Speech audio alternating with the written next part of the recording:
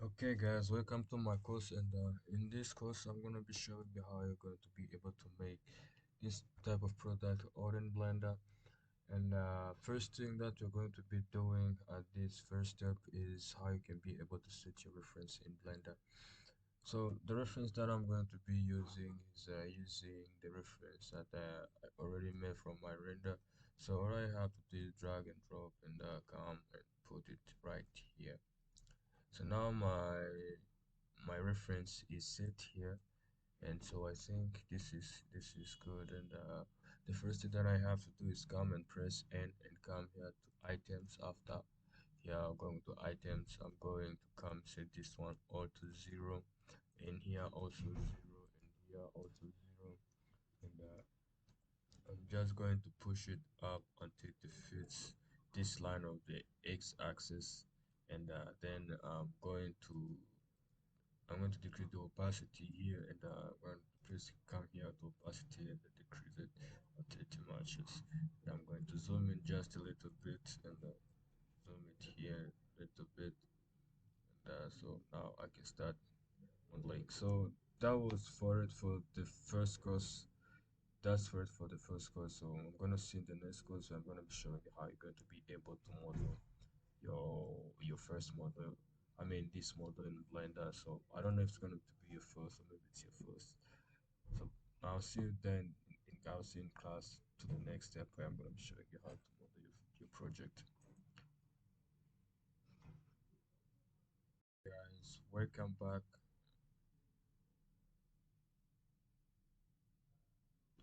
Okay guys, welcome back now. In the first course I taught you how you're going to be able to set your reference well so that you can be able to model. So now in this course I'm going to be showing you how you can start modeling your object. So the first thing that you're going to do is by pressing Shift D. Alright, let's see.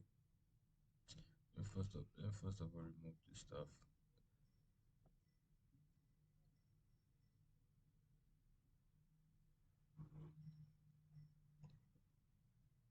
Give me a tiny time so that I can first of all end the task of the brush stack. I don't need it in the screen. And what's up also, so this one. Let me just remove it.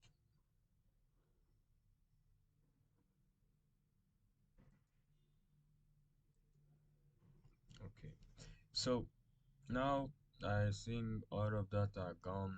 Sorry for that. I haven't said it before. We're going to create this course. So let's continue where we were. So now I'm gonna be showing you how you're going to be able to model this. So the first thing you have to do here is just to see if your cursor is between here. Just like in the previous video where I was showing where I made the course on how you can make that the first product in Blender.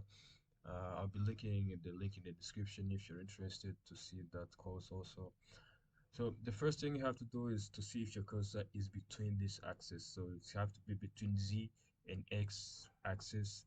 And first of all, you have to be in front view where in order to go to front view, you have to press number pad 1, and you come here to front view. Now, the way you can put, sometimes your cursor might be here. So the way you can do it is by pressing Shift S, and you set your cursor toward origin and come and snaps between here. So now what you're going to do is just press Shift A. After pressing Shift A, you're going to have to pick a cylinder, and I'm just going to put it right here so that it matches the reference very well. And I'm going to scale it down just a little bit, and I'm going to come here to X layer view, and I'm going to be putting right here. So now it matches the reference, and I'm going to be putting it up just a little bit here. So now you have your mesh with set with your reference. So now what you're going to do is press tab, and after pressing tab, I am going to come and select this top vertex, and I'm going to press Ctrl B and first of all bevel them, and by scrolling my mouse wheel I am going to add in these loops. Now yeah, they're set here. And another thing that I'm going to do is I am going to select this top here, and I'm going to press G, Z, and put it up right here and matches my reference. And what I'm going to do now is I'm going to press E and Z and put it like this, and I am going to put it like this. Let me just put it here, and I'm gonna add in, no, sorry, I am going to press E, Z, and I'm going to press Z and scale up a little bit, and I'm going to scale this inwards a little bit, and I'm going to scale this on the top to match it here. And I'm going to select this vertex, and by pressing Control B, and yeah, you have to press Control while holding Control. You just press B, and you get this. And I'm going to be beveling this part also. And another thing that I'm going to be doing is selecting this top vertex, and I'm going to press Shift D to duplicate, and I'm going to scale this just like this, and I'm gonna press JZ and put it right here. I think yeah, it's enough. I'm gonna press E and put it on the Z axis, and I'm going to press Alt and S, and I'm going to scale it a little bit until it matches the reference. And also I'm going to go and got to X-Lay mode just for a few times, and I'm gonna come here to face select the top one, and start scaling it inwards, and like this, and E, scale it like this. And I'm gonna go back to my front view, and I'm going to go to X-Lay mode, and I'm going to come with not this one, sorry. I have to go out this one, and I'm gonna have to come back to vertex and select this vertex while controlling Control, while while pressing Control. I'm gonna be selecting this vertex, just you can see here, and I'm going to be selecting this. Let me hide this one, and select here, and I'm going to press Control B, bevel this part just a little bit, and I am also going to be selecting this one, and selecting this,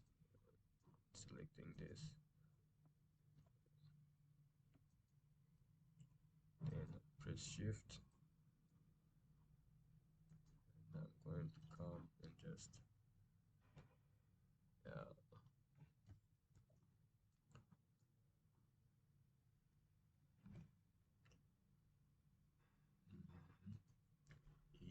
ES, it's hard to style it up easy, and I'm going to scale it like this on the Z axis. Yeah, just like this. And I'm going to select this part, and I'm going to bevel this just a tiny bit.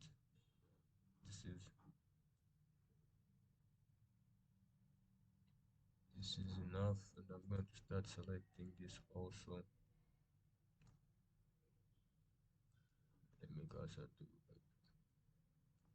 or maybe let me just shift the certify modifier. Yeah. All right. So now I think it's like the modeling is done for the product.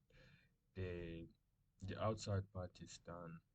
So what I'm going to do first of all is go here. I first of all added a modifier, and I think it is something that I have to do first. I'm going to select this top part, and press P, and by selection I'm going to separate it by selection, and I'm going to come and select this one on the top, and add in the certify modifier, and I'm going to just bevel this just a little bit, and I'm going to only the rim so that it doesn't get more, it doesn't affect all the other parts.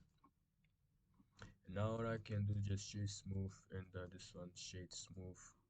So, and you're wondering there is something inside this cup. So how was I able to do that? The way I did it was just by selecting this whole stuff, and I press Shift D, and I duplicate it and scale it inwards just a tiny bit like this, so that we have this tire, this one outside and the other one inside. So the outside part was grass, the inside part was white.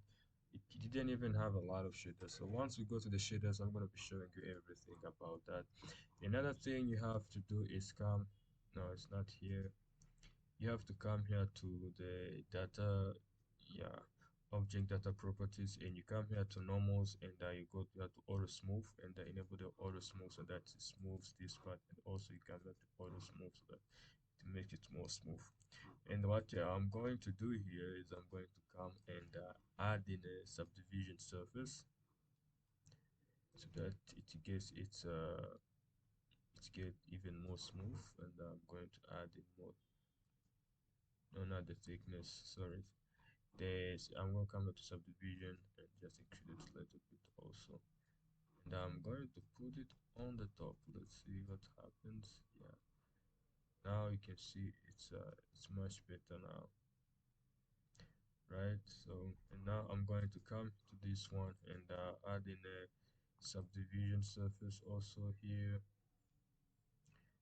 and increase it just a tiny bit. But let me hide this. Let me just hide this and hide this top one by pressing H, and I am going to come here, tab, and hit delete faces, and tab this one, X, delete faces, so that I have this part like this. And now let me go back to my reference and to X-Lay mode, select the outside part, press tab, and on the number part I'm going to select this part, press G, C, and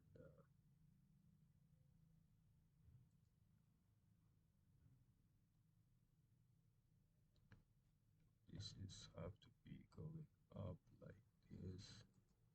Scale it tiny bit. Yeah, probably like that. Cheesy.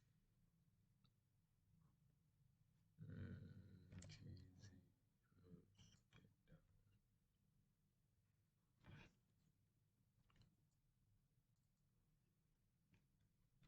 Adding another single loop cut here.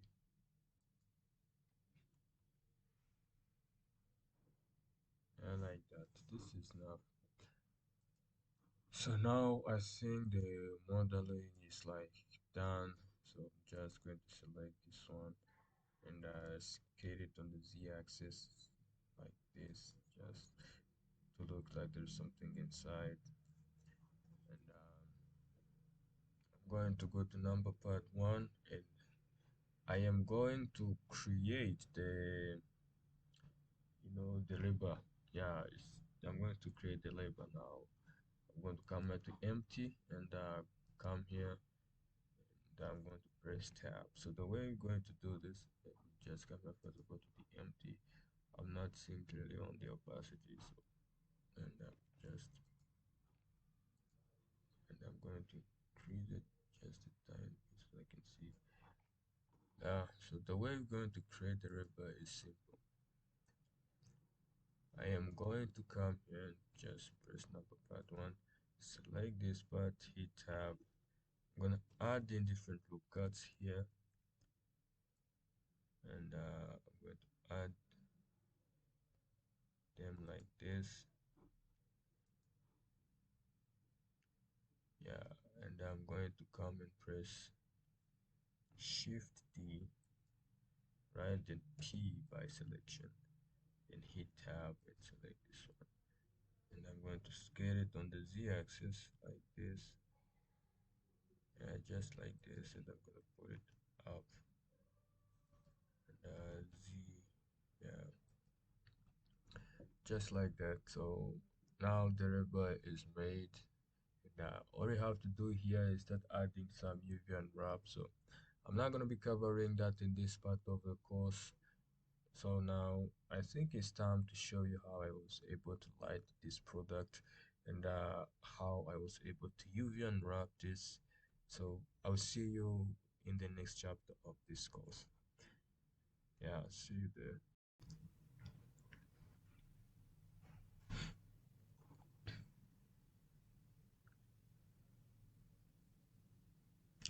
Okay, so welcome back to the course, and so now I I made some adjustment and I have set the lights reflection. So I use 3 point lights to light this scene.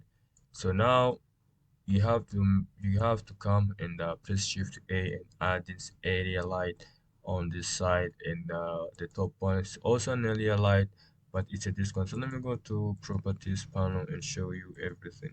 So now once you have this area light, the way you can make it to circle, just come here to disk, and I mean you come here to disk. First of all, it's a rectangular one, so you come to it and you press on the shape and the select disk, and it's gonna be a circle. And I added this area light also on the side so that you can add in the details, and in this one for the background. This is a point light, and I gave it like a thousand. Yeah, I gave it the power of 1,000 watts. And this one also I gave it 500 watts. And the top one I gave it like 100. So you can just see this one, and you can see this. Let me add in shoot my shortcut key so that you can see them, and let me put it on the other side here and press N. Yeah. So now that's how I was able to set everything here. And this one is an empty, but it's not necessary. It's just for the animation. This is just for the animation. So the way you can add in an empty is by pressing Shift A and coming here to empty, and you press this one, the cube, and to come here and you press uh is it Control P, and you just add it there, and you select this one, and then you select Control P, and they join them together. And once you rotate it, it rotates on the it becomes the controller of the objects. This is easier for the animation. I'll be making a different course on how you can be able to animate your product in the next course that I'm about to create. So let's first of all stick to the lights in this scene. And another thing I did, I added this background, which is an empty. I just came here and I press it Shift A, and I add in the plane, and I scale it up like this, and I press it Tab, and I just came here on the back. Let me first of all hide this one. I came here and I press E, C, and on the Z axis, then I press Control B and bevel this, and I scroll my mouse with adding this cut, and after I was done with that, I made the shade smooth, and it was like this. So let me delete this and go back to the origin plane that is here, and shade smooth. I'm not gonna add any subdivision because it's not necessary needed. So, and now that's how I was able to light this scene. And I set my camera like here. So first of all, my camera was like this. I press Shift A, and I add into the camera. Let me set that one as the as the viewer. So what the way you can do it in order to add in your camera to fit the scene, you just come and see which scene is going to be better. Let me scale this a little bit on the x-axis. The way you do it is by coming here and you see which part is going to be looking nice. And for me, I think this one looks nice. And what you do is you come here and press Control Alt 0. Yeah, Control Alt 0, number pad 0, and you come and set the camera the way you want, and you press G and put it down like this. So for example, like I think the background is coming here. Let me scale it up so that nothing will be seen there, and G, see, scale up a little bit. And I'm gonna come to the camera and come here. The full current should be 80, and yeah, like that. Should be 80, and I'm gonna come to the view display and increase it like this so that I get this black. And now you got the view you want. Once I press Z to get to render mode, you're going to see, yeah, this view. But you can add in more details and control the lights the way you want it to be. Let me scale this back. Yeah, the background to be like this. So yeah, but that's not the one which I want to use. I want to use this one, which even have this depth of field. So the way you add in a depth of field, you come and select your camera here, and you just come and it's all here. There is nothing on it. Let me like delete this, pick this, and you come and select this one. You press and you increase it to the level you want. The more the little the number, the more depth of field you get. So if I put this like way down, the depth of field is going to be too much. But when you increase it to be like there'll be no more depth of field. So I prefer to add in like 0.3 and then to add in a good depth of field to my scene. The use of depth of field is actually by blurring the part that you don't want to see and showing the part that you want to see. It's like the focus of the camera. And a lot of time the reason why we use empties for this particular thing is because the empty you can put your empty anywhere you want and it cannot be rendered in the scene. So that's why a lot of time we use the empty in order to add in our depth of field. And so now I think the lights was that, and it's just 3 point lights, the top one and this one and that one, and that was it. Now the next one is gonna be talking about how I was able to make the shaders and how I was able to make the shaders and the UV unwraps about this particular product. So I'll see you in the next part of the course.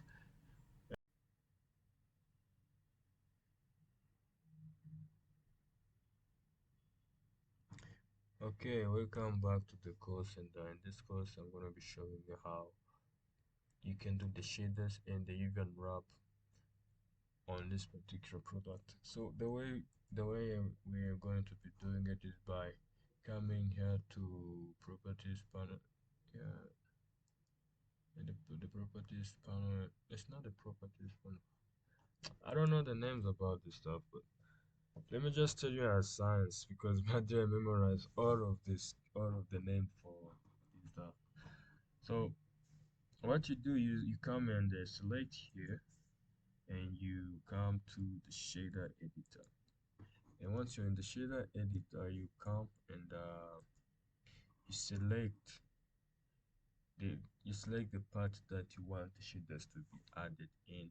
So for example, if like let me disconnect these nodes, there is nothing here. And a lot of times when it comes here, it's always with the principal BSTF. Every time you open the scene and the shader is going to be looking like this. Okay, it's going to be all white, so you're the one who come and make the adjustment to the nodes you want. So that's not what I want for for this mesh. I want it to look like grass. So what you're going to be using, let me press Ctrl Z to redo everything. The first thing you have to do is adding a mix shader. While adding, a lot of people just comes and add in the grass PSTF and just leave it like that, but it doesn't look realistic, and there are a lot of noise on the once you render the product or the final, how can I call it, yeah, the final render, you come with a lot of noise on the grass, and it doesn't reflect to doesn't add to the details to it. So the way I prefer doing is by adding a mix shader first, so that because we're going to mix different nodes, and there you come and you add in the transparent BSTF, which make it transparent. And in order to add in the glossy part, you come here and add in the grass type, and on that part you're going to come and add in the add. This is the math node, and once you add in the math node, it's going to be connected to the factor. And once you have connected this to the factor, you're going to come and add in the light path, and connect the shadow layer to value one, and connect the diffuse layer to shadow one. And you're going to come here and make it as add, because once you add in the math node, yeah, it's like that. Yeah, you just make sure that there is add here. And once you have made the once it's on add, the you you set the first value to shadow ray and the second value to diffuse ray. And this, if you want to copy everything, the numbers that I used, you can see them. The roughness all down to 0, and the index of reflection is 1.450. So that's the number you can use if you want to further along. And for the top, for this top, what I used is I use these nodes. The first thing that you have to do is decrease the roughness for adding the roughness, and you're going to also decrease this clear cut roughness, and you're going to let me add in this Shinto for adding more details of it, and then the specularity up little bit, and you're going to add in this node. So this node adds the bumps to the object. So these nodes add the bumps to the object, and you don't need an image texture for this. At the best way to do it is by using a noise texture, because you have all the controls on it. So the first thing you're going to do is you have to add in the bump node and connect it to the normal. You're going to be using this thing for a lot of times when you're making a lot of projects. And then you're going to come and add the noise texture to the height, and you're going to increase the details to 2, and then the scale to 40 or 60, or just adjust the way you want it to be until you see what matches, until you see it matches what you want. And then you're going to come and press invert. All right, so once you press invert, it's going to invert the, how can I say, the details. Like it's going to bring outside rather than putting them inside, so that the details are really shown on the object. And a lot of time when you do that, the strength is going to be up. So what you do is decrease the strength a little bit here. And another thing that I have, before I even have started this course, that I should have told you before you do anything in the shader editor, you have to come here, edit, preferences, and add in this add-on, which is called the non-granular add-on. And you have to make sure that it's enabled, and once it is enabled, it's going to help you a lot in the node section. So it's called node wrangler, and once you press the node wrangler here, you're going to come and select this part, make it enable, and you come and save as preferences and close that. And let me just select this and show you what it does. For example, if I come and press on this noise and you press Ctrl T, it's going to connect this part, and it's going to give you these two text these two image text these two nodes, I mean, like the texture coordinates and the mapping. And let me also explain a little bit about these two nodes, the way they work. This mapping controls the scale, the rotation, and the scale, the rotation, and the location about the details you're adding. Like for example, if I rotate this, the details rotates, and if I do this, it's going to add the details by the location. And if I jump here to the scale, it's going to scale the details up and down. So If you increase this, it's like scaling here. And by the texture coordinate, I don't know about this generated camera window reflections. I have never used this. What I personally use is this UV and the object. So by UV, when you're using UVs on the mapping, what you're doing here is once you snap this, once you connect this texture coordinates to vector by UV to vector, you're actually telling Blender to follow the UV map that you have on the object, right? So you have to make sure that you have went through UV editors and you have made the UV so that you actually align by the UVs. And the object once you don't have the UVs or a bad you have a mesh with bad topology, let me say that, and you're using a procedural material, it's better to use object because it actually follows the object size, all of those kind of stuff. So then once you snap that, for me I use the object so that it can add the details according to how the objects looks like. But once you have like an image you want to add it on this, you cannot use the objects, you will use the UVs because you have to show Blender where the UV will be. And I think that's yeah, I think that's for this top. That's how I did that. And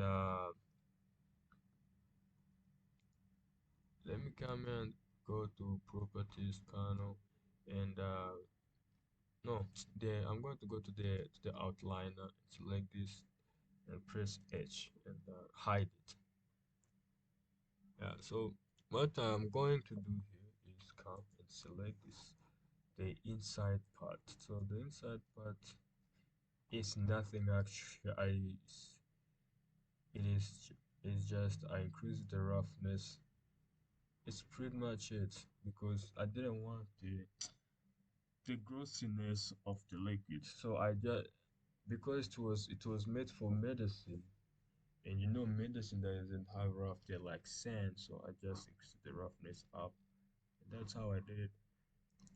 I didn't add in anything else. So let me just bring back my stuff and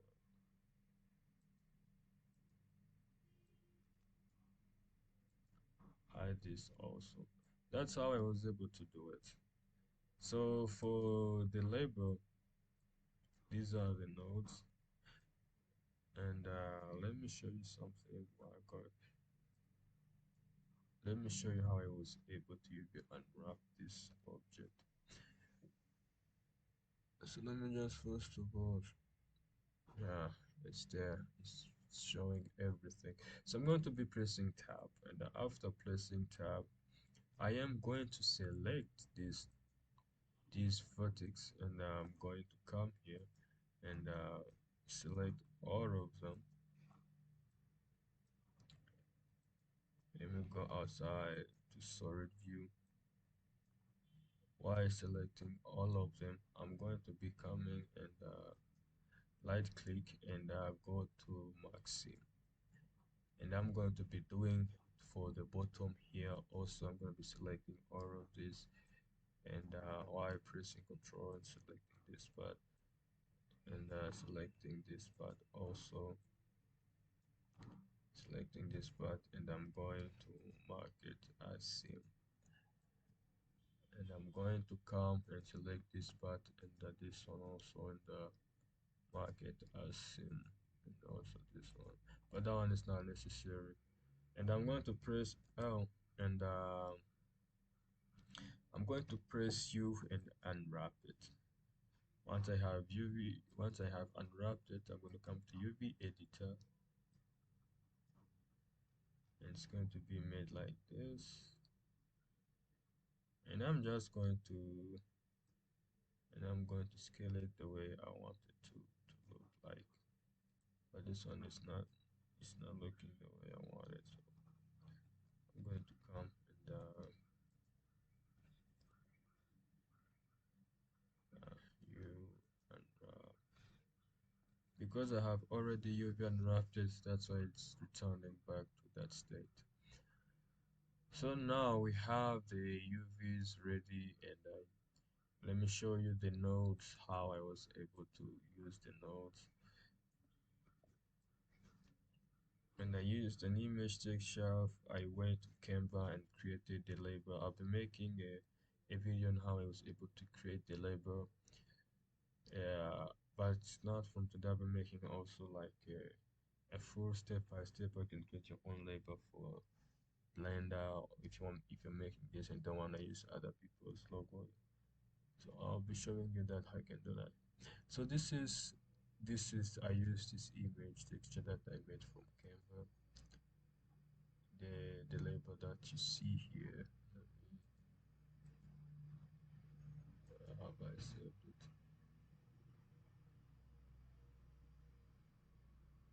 Yeah, this is the one that I used. I used this for no, it's not that one. This is for gift Gary stuff from for the next. Yeah, this is the one I used.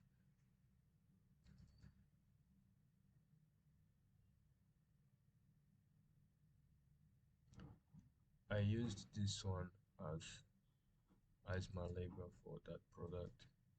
So I used that image and I pressed shift A and searched for image texture and I dropped in and I opened it and I opened it where I have put it, or you can just simply come now going from all of those steps and drag and drop. I also prefer in drag and drop. You just have to come and drag it here and you come and connect it like that and your image texture will be ready. So uh, so now I have connected that. The way I added like the details for the label was I came in and added a noise texture and connected to the specularity and I press it just like for I used the node wrangler add-on to give me this texture coordinates and mapping it I connected to the specularity. And that was it for how I was able to create the label this for for this product. Yeah, all of the details you see on the label, everything was made by that, and that's how I was able to do the shaders. This one, the background is simply the principal BSTF only, and that's it for this course. And I'll be coming back.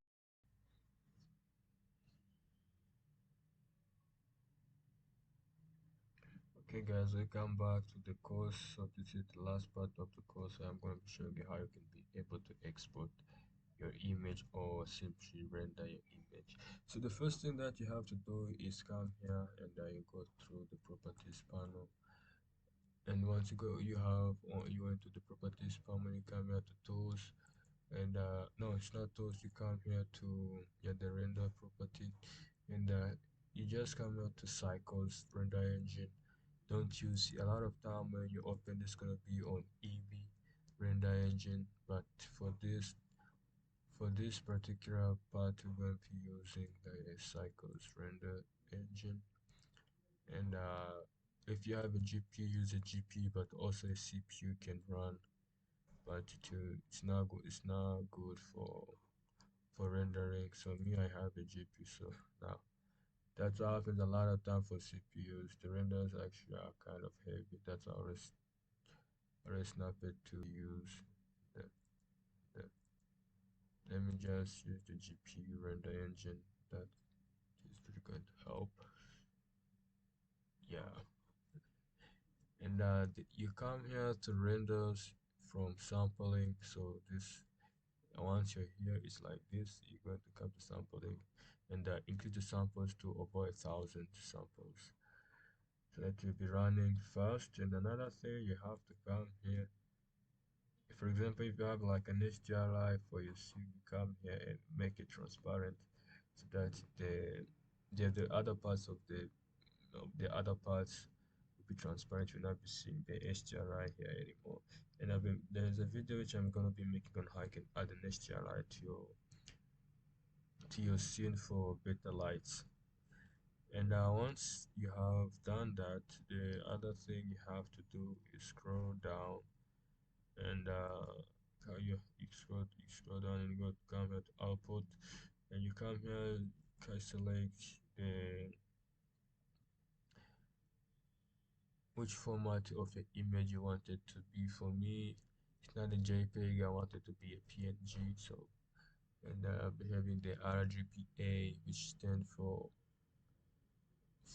black, and which stand for all the colors, and the transparency. So make sure you also, when you have this like a transparent object, make sure you on RGBA.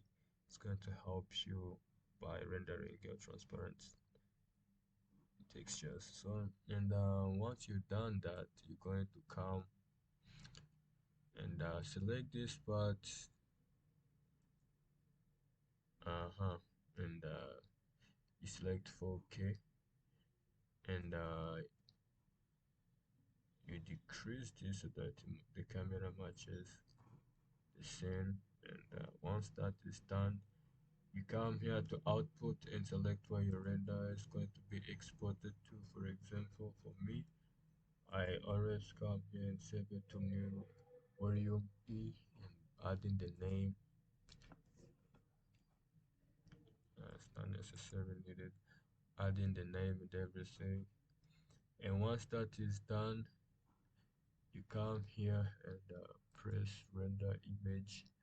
And once your render image is going to take like up to 2 or 3 minutes, and you're going to be able to render this this product. You're gonna be able to render your final product here, or you can just simply press F12 and it's going to render your project. So that's all for it for rendering, and thank you for sticking until the end of the course. And the next one, I'm going to be showing you how you can be able to animate your product in Blender, and I'll see you there.